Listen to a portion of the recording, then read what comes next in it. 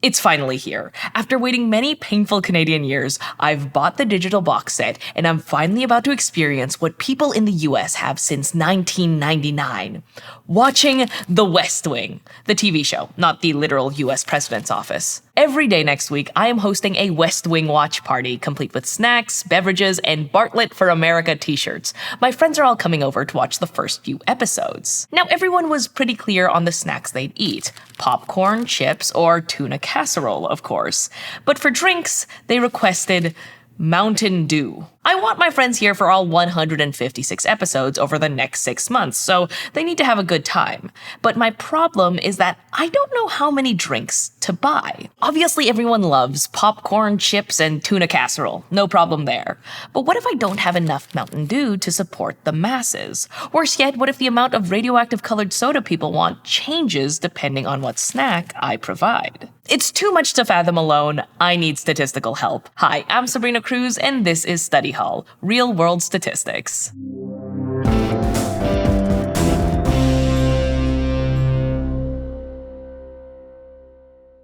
Analysis of variance, or ANOVA, helps us investigate differences across and within groups. It's the ideal tool for my current hosting crisis, where I need to impress my friends so much that they'll join me for 2 presidential terms worth of drama. Here I'm comparing the same people and how much Mountain Dew they drink across different food options, or treatments. And what treatment means here is the conditions under which something is measured to determine its effect, like having these same friends over night after night, but changing things up just a little bit. First things first, I want to investigate the dew consumption of my soon-to-be West Wing-pilled friends, depending on whether I serve potato chips, popcorn, or the world's best type of casserole. So I decided to do some hosting ahead of time to scope out the situation. Why is this Mountain Dew stress dominating my life? This is just who I am, people. Now, I already have some cans of Mountain Dew in my fridge, and I'm willing to sacrifice them now to ensure I have the correct amount in the future.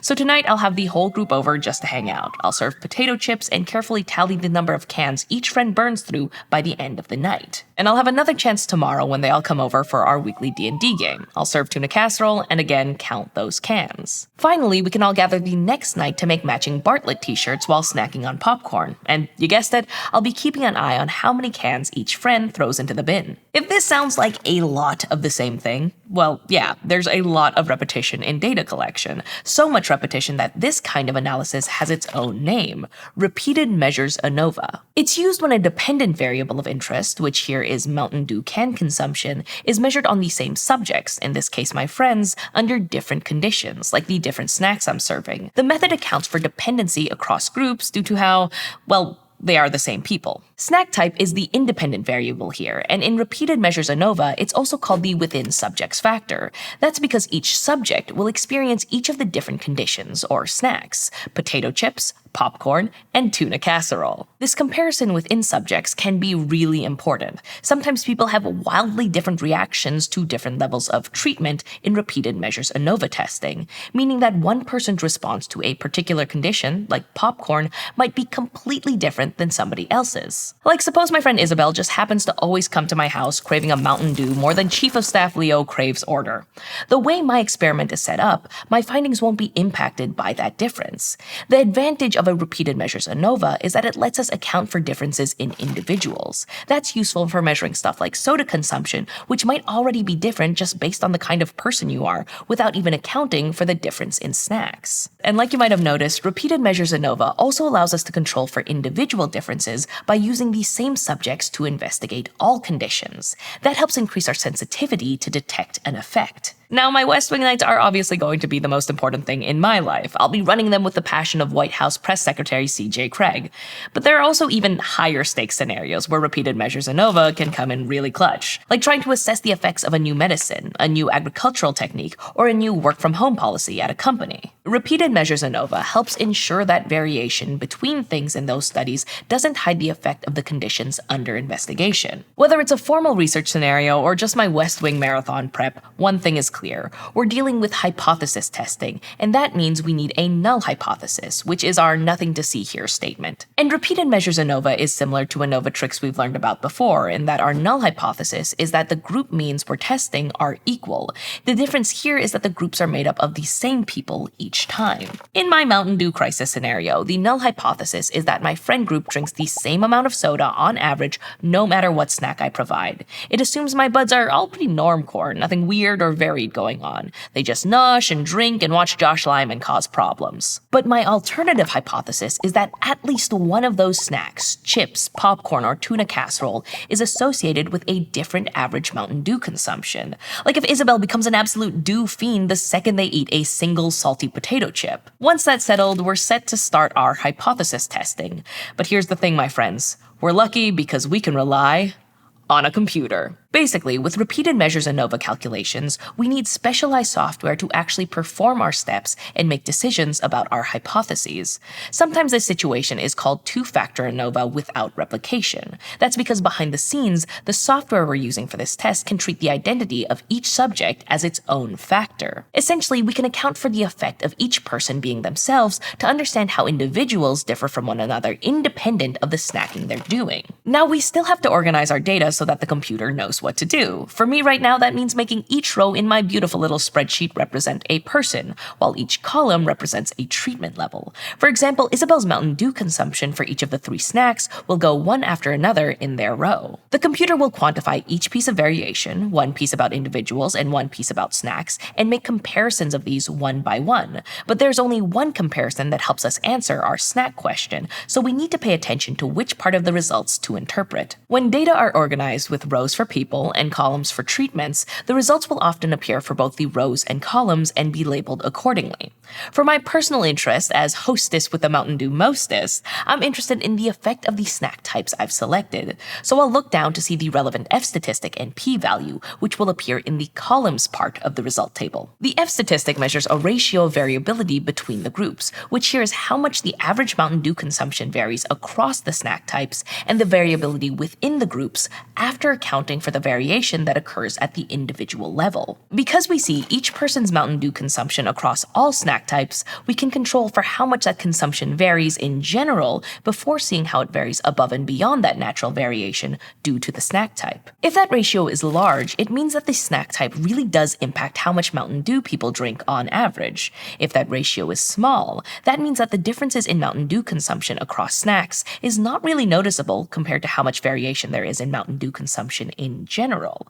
The p-value tells us how likely we are to observe the F-statistic or something even more extreme, assuming that the null hypothesis of no difference across snacks is true. If our F-statistic is large, we'll end up with a small p-value, which means I'll reject the null hypothesis that all my friends' average Mountain Dew consumption per snack type are the same. If that happens, things work with repeated measures ANOVA like they do with regular ANOVA. We can then do a pairwise comparison analysis to find out which snacks have different Mountain Dew consumption averages. That would effectively require us to do a series of paired t-tests between pairs of snacks to find out which ones are different, either by hand or using software.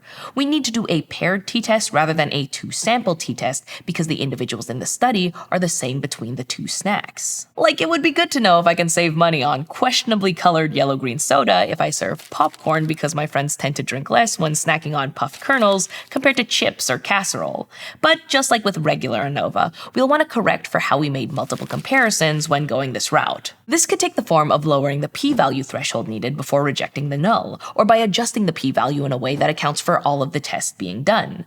We need to do this because when we do a lot of statistical tests, we increase the risk of having a false positive. So for my West Wing Marathon situation, that would mean concluding that a certain snack makes people thirstier when it actually doesn't. Now, repeated measures ANOVA is similar to regular ANOVA in lots of ways, like we've been discussing, but it is different in ways that go beyond detecting differences within a group. Here we need to assume that the variability between all pairs of our groups in our analysis are equal.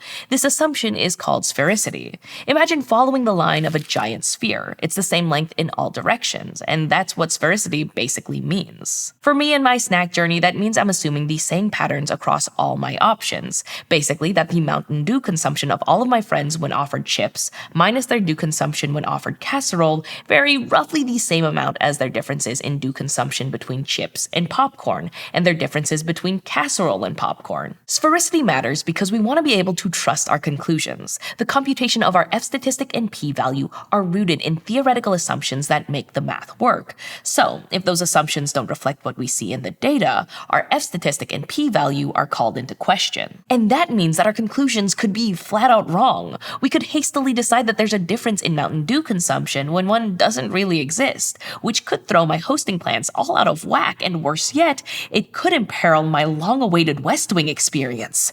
Not on my watch. The good news is that there are ways to check if this assumption is met, and the adjustments can be made to our results to make us trust them more. We won't get into them too much here, but they'll be useful down the line in your statistics work. They work well for me, and after 3 long days of entertaining my friends, I let my computer tally up the results and, drumroll please, it reports an f-statistic of 3.95 and a p-value of 0.04. That means that I can reject the null that all 3 snacks have the same average Mountain Dew consumption among my friends. But the computer's work isn't done yet. I still have to investigate which snacks are different with my paired t-test. Again, I kick back while my computer does the work, and it seems that popcorn really is associated with a significantly lower Mountain Dew consumption than both potato chips and casserole. I was hoping for casserole, but at least this makes shopping easy. I'll buy popcorn and save money with less Mountain Dew, which means more money for TV shows.